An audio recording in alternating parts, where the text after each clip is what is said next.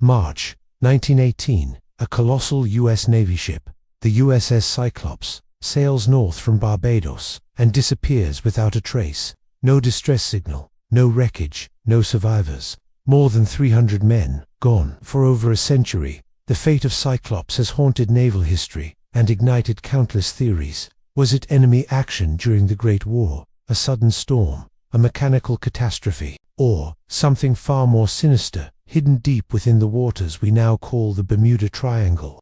In this in-depth journey, we'll explore every detail of this chilling mystery, across 10 chapters. Chapter 1. The last voyage begins, the final departure from Brazil, and the last known moments in Barbados. Chapter 2. The ship and her captain, the engineering marvel and the controversial man at her helm. Chapter 3. The cargo of manganese, a precious wartime resource and a potential clue. Chapter 4. The Atlantic in wartime, U-boat patrols, coded messages, and unseen dangers. Chapter 5. The Bermuda Triangle connection, legends, myths, and unexplained Chapter 6. Mechanical failure or sabotage, possible onboard disasters or deliberate acts. Chapter 7. The human element, stories of the men who served and the families left behind. Chapter 8. Government silence and records lost, why the official answers never satisfied the questions. Chapter 9. Modern expeditions, search attempts, sonar scans, and deep-sea mysteries. Chapter 10. Theories that still haunt us, piecing together the puzzle and asking, what truly happened? Whether you're a historian, a sailor, or simply a seeker of the unknown, this story will take you from the docks of Brazil to the deepest shadows of the Atlantic, and by the end, you might find that the truth is far stranger than any legend. Before we begin, if you believe history's greatest mysteries should never be forgotten, hit the like button, share this story with a fellow history buff, and subscribe so you won't miss the chapters ahead. Now, join us. The voyage begins. It was the final winter of the Great War. Across the globe, nations bled themselves dry in the muddy trenches of Europe. Far from the roar of artillery, in the sun-baked ports of Brazil, the United States Navy prepared a voyage that should have been routine. A supply run from the South Atlantic back to the American East Coast. The vessel chosen for this journey was the USS Cyclops, a massive collier, a coal transport ship, commissioned in 1910, at over 540 feet in length and displacing 19,000 tons when fully loaded. She was the pride of the Navy's auxiliary fleet, built to fuel America's battleships. She was an industrial giant of steel and rivets, powered by twin triple expansion steam engines. Her size alone made her a symbol of American industrial might. On March 4, 1918, Cyclops lay at anchor in the port of Salvador, Brazil, her steel hull creaking softly against the mooring lines. Dockworkers moved in a steady rhythm, loading her cavernous holds with a peculiar cargo, manganese ore, dense and heavy, destined for steel production back home. The war effort demanded it, and Cyclops could carry more than most ships afloat. Her crew numbered 306 souls, sailors, officers, and one man whose presence would later fuel a storm of speculation. Lieutenant Commander George W. Worley, Cyclops captain, born in Germany and naturalized as an American citizen. Worley was known for his strict discipline and, according to some, an abrasive personality. Some crew members respected him, others whispered their grievances in the dark, questioning his decisions, his temperament, and after the ship vanished, even his loyalty. Many of these sailors were young men in their early 20s, drawn from coastal towns and industrial cities across America. Some had never been beyond the shores of the continental United States before this voyage. They wrote letters home from the ports of Brazil, describing the sweltering heat, the foreign smells, the strange cadence of Portuguese in the market streets. None of those letters hinted at what was to come. The timing of this voyage was critical. German U-boats prowled the Atlantic, seeking to cut off Allied supply lines. Each crossing was a gamble, a deadly game between hunter and prey. But Cyclops, unarmed, except for a few deck guns, was not expected to fight. Her value lay in her cargo, and in her role as a lifeline for America's war machine. There were rumors in the port city, rumors that some German agents in Brazil had taken note of the great ship's presence. Whether these were idle speculations or seeds of something more sinister, no one could say. On the morning of March 4th, the sun rose hot and orange over the Bahia de Todos Santos. The USS Cyclops cast off her lines. Her massive bulk began to move, escorted out of the harbor by small pilot boats. Locals on the docks paused to watch her go. The black-painted hull, the towering cranes, the American flag snapping sharply in the wind. Witnesses later said the departure seemed normal. The weather was fair, the sea calm. There was no sign of trouble. Yet in the ship's log, one of the last records ever made, there were small, curious notations about engine strain, and a list to one side, subtle but persistent. Cyclops steamed northward along the Brazilian coast, bound for the Caribbean. Her next intended stop, Barbados, a small island port where she would take on supplies before the final leg to Baltimore. For several days, she traveled without incident. Other vessels in the shipping lanes spotted her, a black silhouette against the shimmering horizon, and exchanged routine signals. She arrived in Barbados around March 9, 1918, where she took on additional coal and provisions. Dockworkers in Barbados would later recall the ship sitting low in the water, weighed down by her cargo of manganese ore. Some also noted the presence of Captain Worley on deck, pacing with a cigarette in hand, his eyes scanning the horizon as though wary of something unseen. When asked why Cyclops was headed north alone, without convoy protection, at the height of the U-boat threat, Worley reportedly replied that orders had been given, and he would follow them. On March 13th, the USS Cyclops departed Barbados. The weather forecast called for mild seas. The crew expected to be in Baltimore within a week. Families back home waited for letters, telegrams, or news of safe arrival. They would wait in vain. The USS Cyclops was never seen again. No distress signal, no wreckage, no survivors. She simply vanished. What happened in the stretch of ocean between Barbados and Baltimore remains one of the greatest unsolved maritime mysteries in American history. This was the last voyage, and it was only the beginning of the mystery. Did she fall victim to a German U-boat? Was she swallowed by the treacherous waters of the Bermuda Triangle? Or was there something darker, an act of sabotage from within? In the chapters to come, we will journey through the life of the USS Cyclops, explore the evidence, and weigh the many theories that try and fail to explain her fate. The USS Cyclops was born in an age when steel and steam ruled the seas. Commissioned in May 1910, she was one of 4 massive colliers built to keep the U.S. Navy's coal-hungry battleships fueled during their global deployments. At 542 feet long, with a beam of 65 feet, Cyclops was more than just a workhorse. She was a floating industrial plant, capable of carrying over 12,000 tons of coal, or 2 triple expansion steam engines powered her twin screws, giving her a top speed of 15 knots, not fast by warship standards, but respectable for a cargo carrier of her era.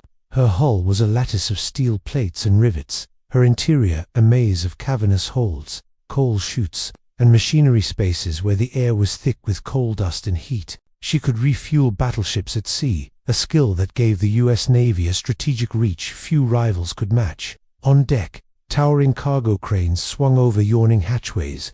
The bridge, perched high above the main deck, offered commanding views of the horizon. Below, a crew of engineers, stokers, and deckhands kept the ship's heart beating, shoveling coal, tending the boilers, maintaining the engines. At the helm during her final voyage was Lieutenant Commander George W. Worley, a man whose very name would become entangled in the mystery of the Cyclops. Born Johann Friedrich Wichmann in Germany in 1862, he emigrated to the United States as a young man, eventually gaining citizenship. Along the way, he changed his name to George W. Worley, a transformation that would later raise questions about his past and his loyalties. Those who served under him described a man of contrasts. To some, he was a capable seaman, disciplined and exacting. To others, he was harsh, unpredictable, and prone to explosive outbursts. Rumors whispered in wardrooms and mess decks spoke of favoritism, disciplinary punishments bordering on cruelty, and even allegations that he sometimes carried a pistol on his rounds, his hand resting casually on the grip. One report, later unearthed, claimed that Worley referred to certain crew members as lazy or incompetent in front of others, sowing tension among the men. Whether this was simply the grumbling of sailors under strict command, or evidence of deeper unrest, remains unclear. The Cyclops crew was not inexperienced. Many had crossed the Atlantic multiple times. But the voyage from Brazil to Barbados in early 1918 had been marked, according to later testimonies, by discontent below decks. Some claimed the captain had quarreled with his officers, others suggested that he had made strange course changes without explanation, and there was the issue of his German birth. In wartime America, where anti-German sentiment ran high, this fact alone was enough to seed suspicion. The Navy's official records make little mention of these tensions, but letters sent home by a handful of sailors before the ship vanished hinted at unpleasant conditions aboard and a captain who was hard to read. Cyclops' final load was not coal but manganese ore, a critical ingredient in the production of steel armor plating. This cargo was denser than coal, and some speculated that the ship may have been overloaded, riding lower in the water than was safe. Combined with a reported slight list to port, noted before departure from Barbados, this raised the possibility that her stability was compromised from the start.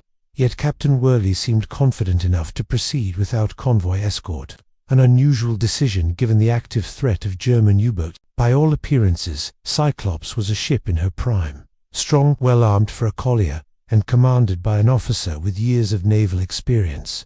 And yet, the combination of a controversial captain, a restless crew, and a potentially unstable load would set the stage for what was to come. In the days ahead, the Atlantic would test the USS Cyclops in ways no one aboard could imagine, and as the ship vanished into history, so too would the truth about her captain, a truth still debated more than a century later.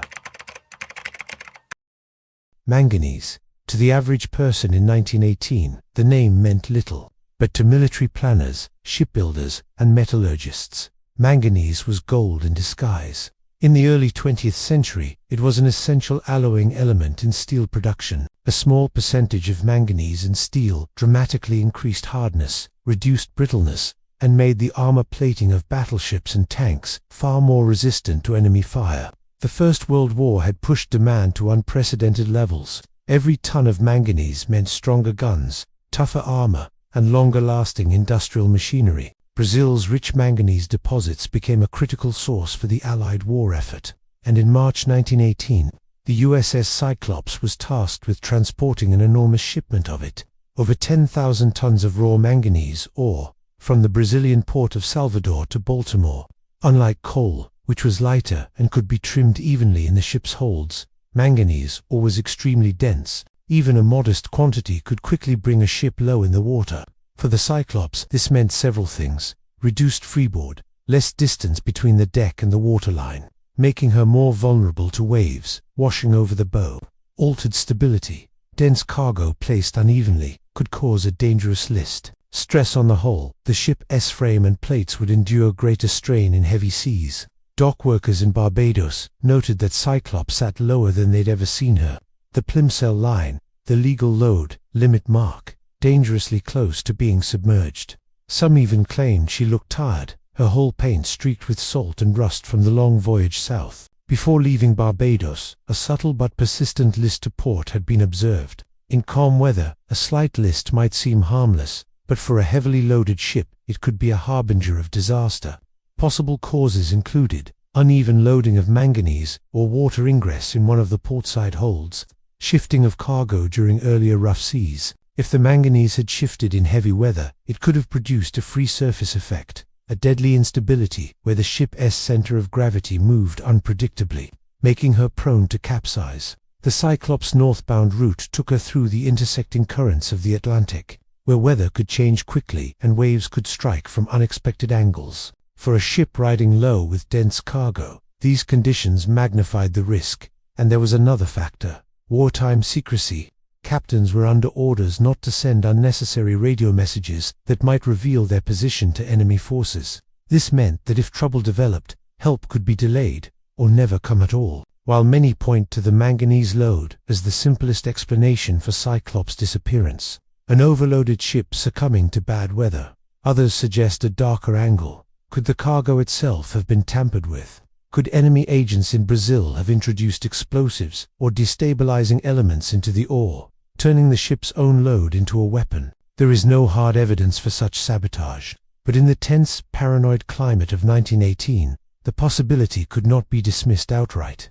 The official records state that Cyclops departed Barbados on March 13, 1918, cargo intact, engines functioning, but her fate was sealed the moment she steamed into the open Atlantic, her holds packed with one of the heaviest cargoes she had ever carried, her stability already in question. Was it the weight of war that dragged her beneath the waves, or was there something more, an unseen hand guiding her toward a fate from which no man returned? By 1918, the Atlantic Ocean was no longer just a vast expanse of blue between continents. It was a battlefield. The Great War had extended far beyond the trenches of Europe. Beneath the surface of the Atlantic, German U-boats prowled like steel sharks, their periscopes cutting through the waves as they searched for prey. Since 1915, Germany had waged unrestricted submarine warfare, targeting not only warships, but also merchant and supply vessels. By the time USS Cyclops began her final voyage, hundreds of Allied ships had been sunk, many without warning. The shipping lanes from South America to the United States were less heavily patrolled than the North Atlantic routes from Britain. This made them attractive and dangerous. Ships like the Cyclops carried valuable resources, often sailing without escort, trusting their speed, secrecy, and luck to get them home. German submarines, or Unterseeboot, had extended their reach deep into the western Atlantic. Some operated dangerously close to the U.S. coastline. Their tactics were simple but deadly. Lurk along known trade routes, surface at night to conserve battery power, attack with torpedoes or deck guns when the target was vulnerable. Even large ships like Cyclops, with their sheer size and steel plating, were no match for a well-placed torpedo. And in March 1918, the U-boat threat was peaking. There were confirmed sightings of German submarines in the Caribbean and off the east coast during the same month Cyclops disappeared. Whether any were near her path remains unknown. Wartime records from both sides are incomplete. During World War I, convoys of merchant ships escorted by destroyers became the safest way to cross the Atlantic. But Cyclops sailed alone from Barbados, a decision that has baffled historians. Possible reasons: her route was considered lower risk than the North Atlantic U.S. Naval Command may have deemed her too large and slow to fit into a convoy schedule. Captain Worley may have preferred to keep his location hidden by traveling independently. But sailing alone meant that if danger struck from submarine, storm, or mechanical failure, there would be no immediate help.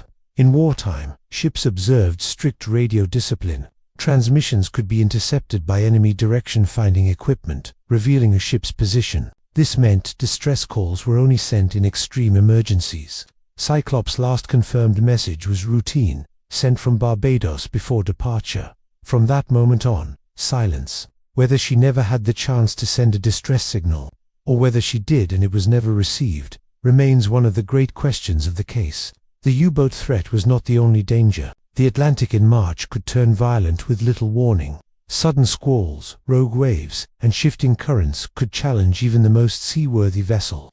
Ships had vanished before without a single shot fired, swallowed by storms, ice, or structural failure. For the Cyclops, heavily loaded and already showing a list, a sudden Atlantic storm could have been fatal. And if such a storm coincided with the presence of an enemy submarine, the outcome could have been swift and merciless.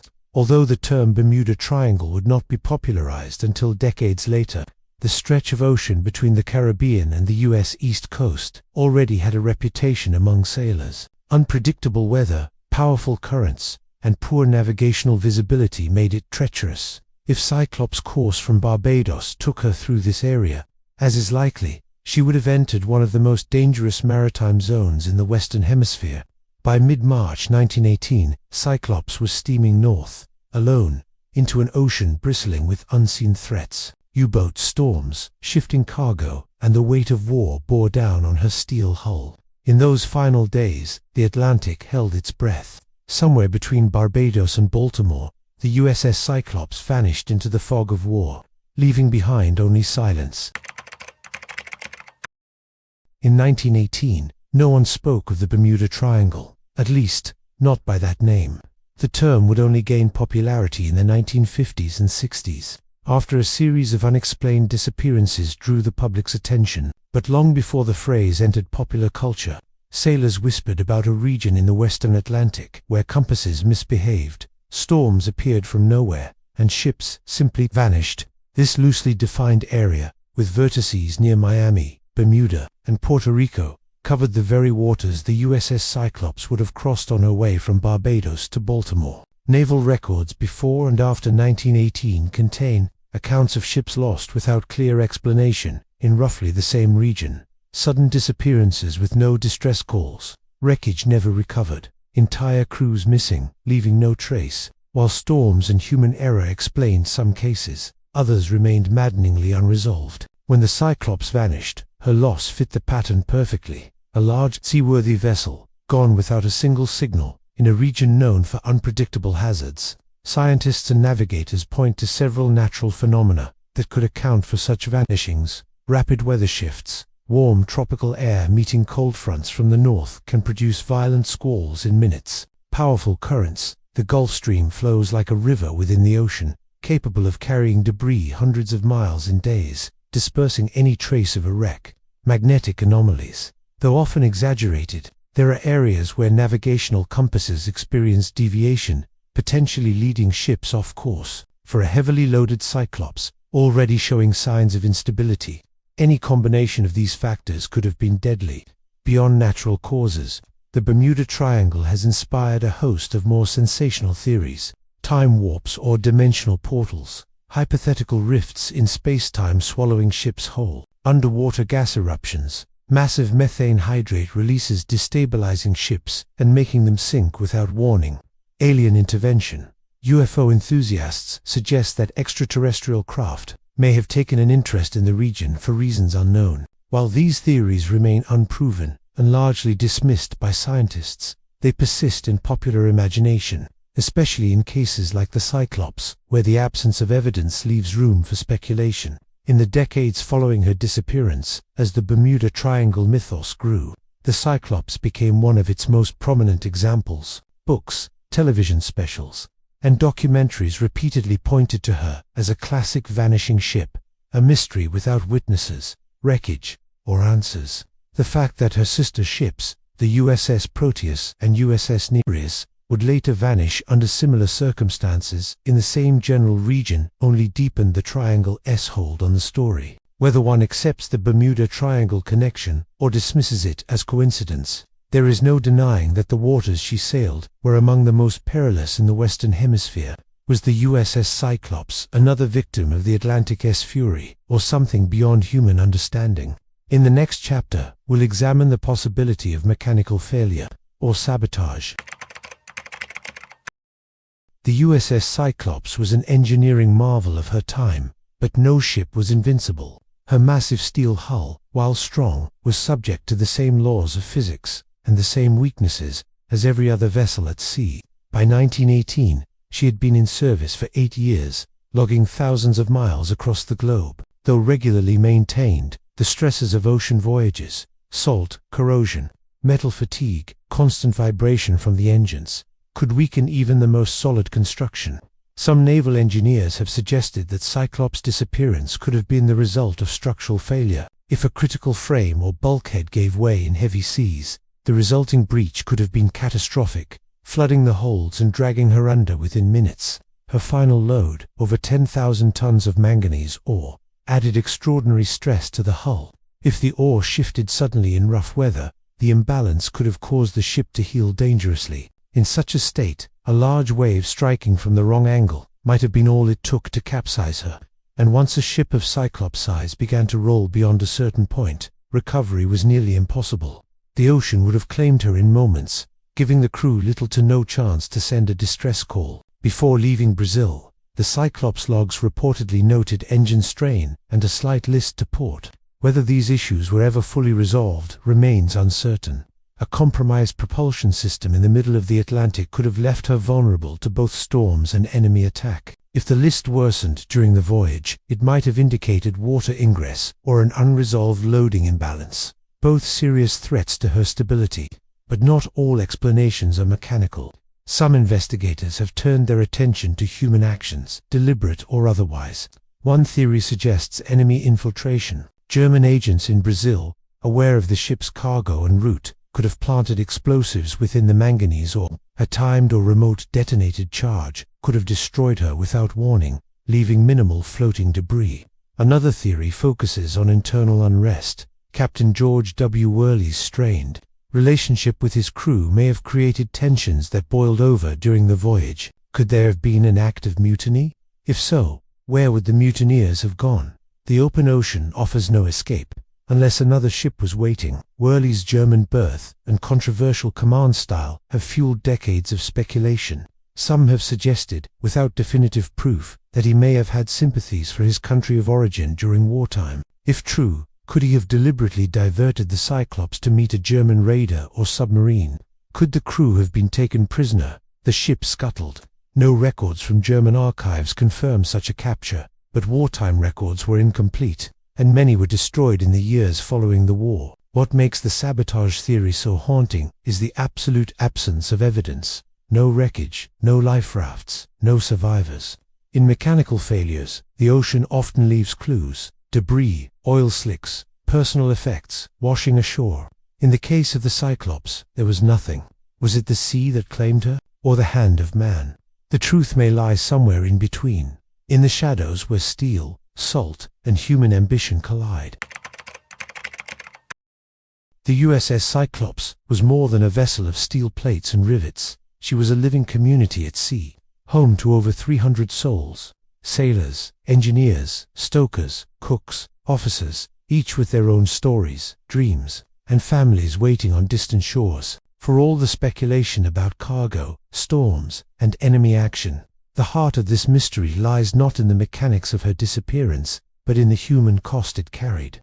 The men aboard Cyclops came from across the United States, from bustling port cities like New York and Norfolk to small inland towns where the ocean was a distant idea. Some were career Navy men, hardened by years at sea. Others were fresh recruits, still learning the rhythms of shipboard life. Many were in their early 20s, too young to have seen much of the world before the war swept them into service. Among them were African American sailors, often assigned to the most grueling work in the boiler rooms. Their contribution, though rarely acknowledged in the records of the day, was vital to keeping the ship moving.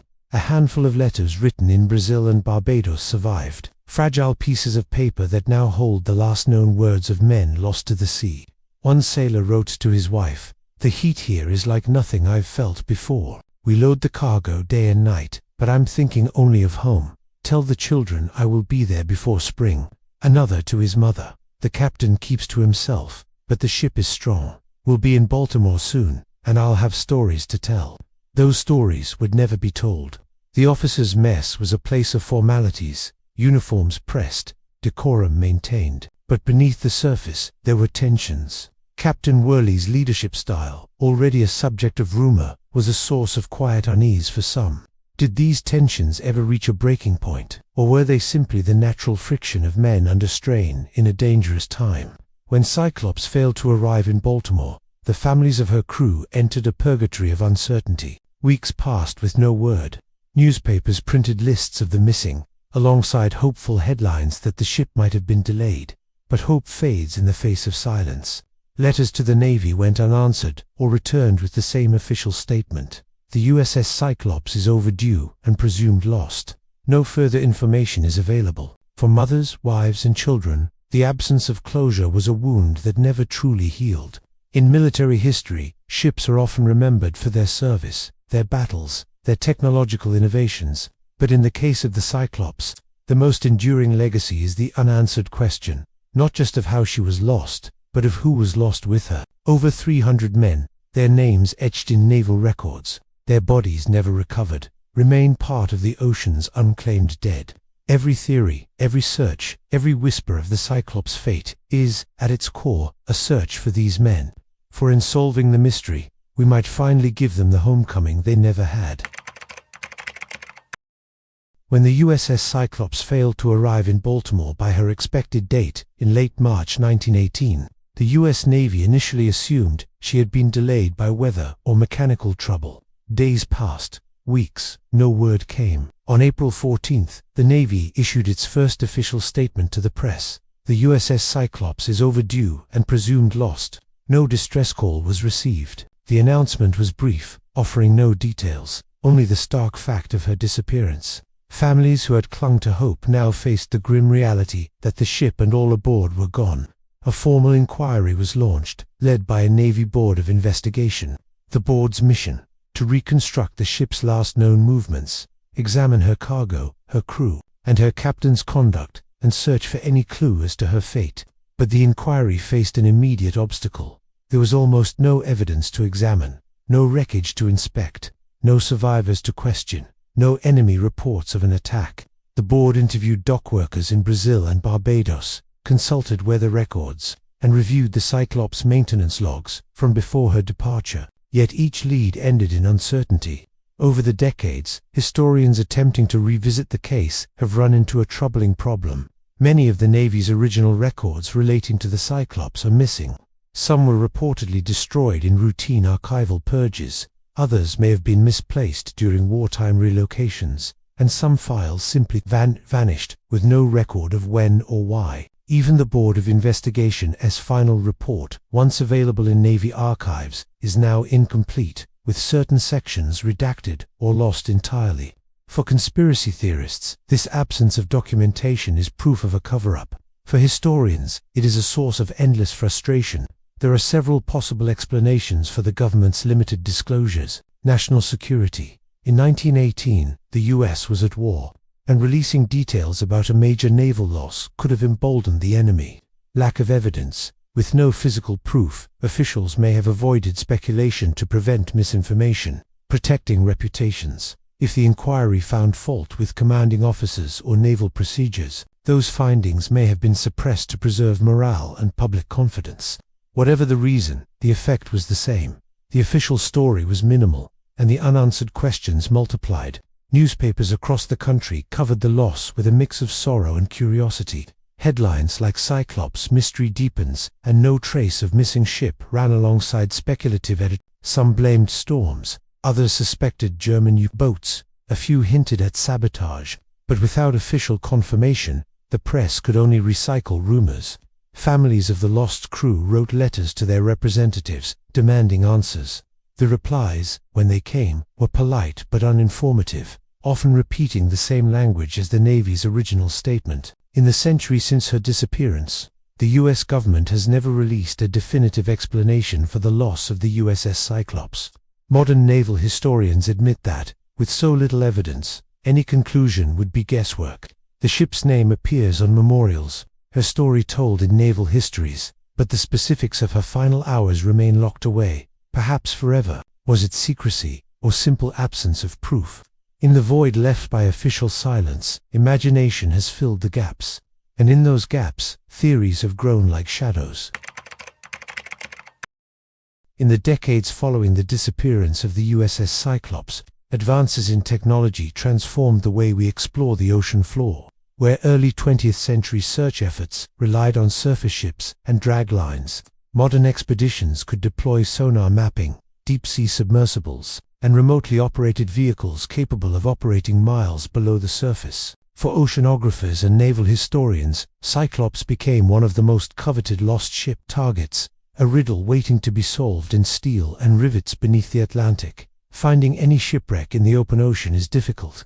Finding one with no known last position, in an area spanning hundreds of thousands of square miles, is almost impossible. The suspected search zone for Cyclops stretches from the waters north of Barbados to the approaches of the Chesapeake Bay, a corridor that includes the deep trenches of the Puerto Rico Trench, the fast-moving currents of the Gulf Stream, and the vast unmapped slopes of the continental shelf. The depth alone is a formidable barrier. Parts of the region plunge to over 27,000 feet, deeper than Mount Everest is tall.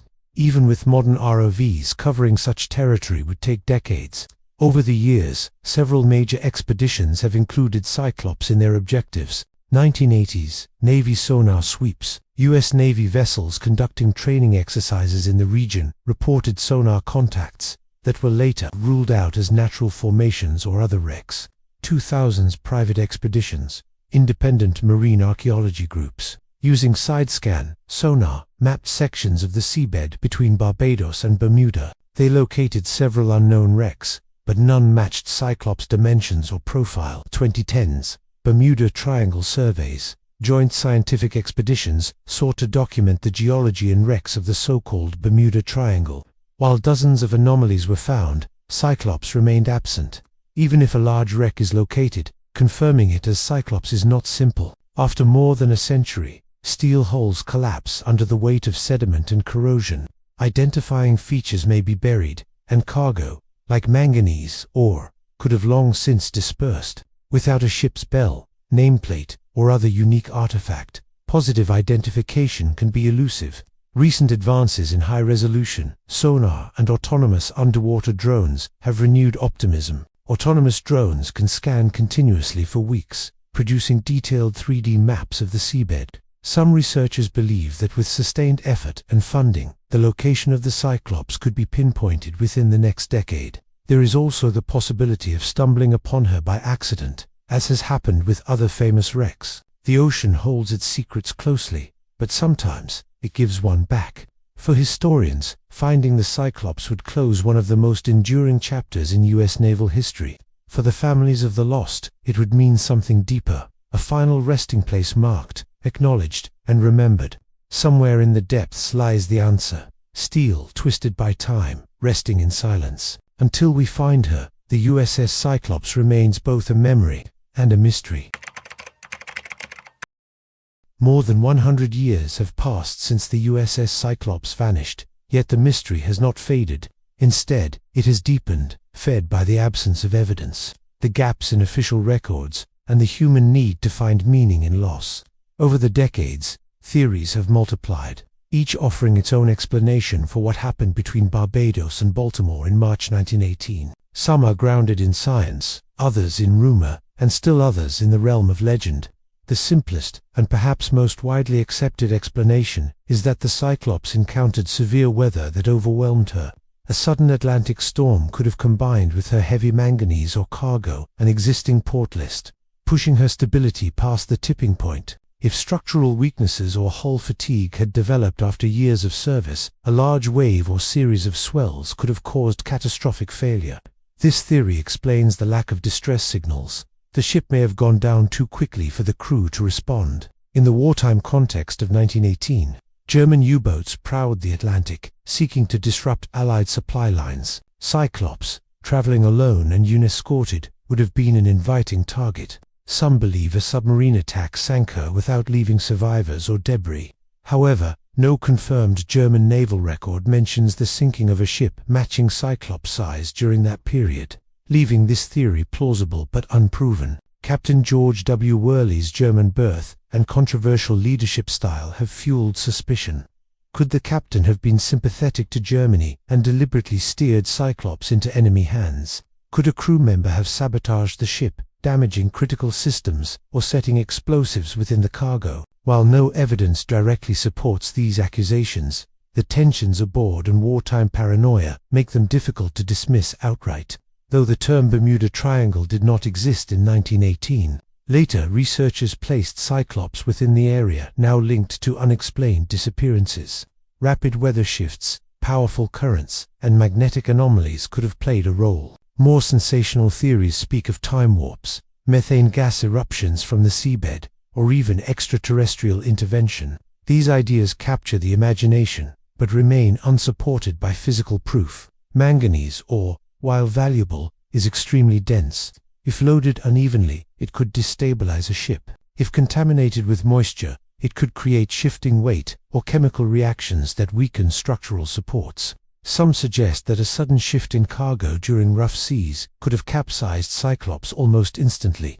The truth may never be known. It is possible that no single cause was responsible, that a combination of weather, mechanical strain, and human decisions sealed Cyclops' fate. Somewhere in the deep, the USS Cyclops rests, her steel silent, her story incomplete. Until she is found, the theories will remain, haunting the waters where she sailed and vanished. History remembers the ships that return, but it cannot forget the ones that don't. If you believe the story of the Cyclops should be told to every generation, like this video, share it, and subscribe, because some mysteries deserve to be remembered.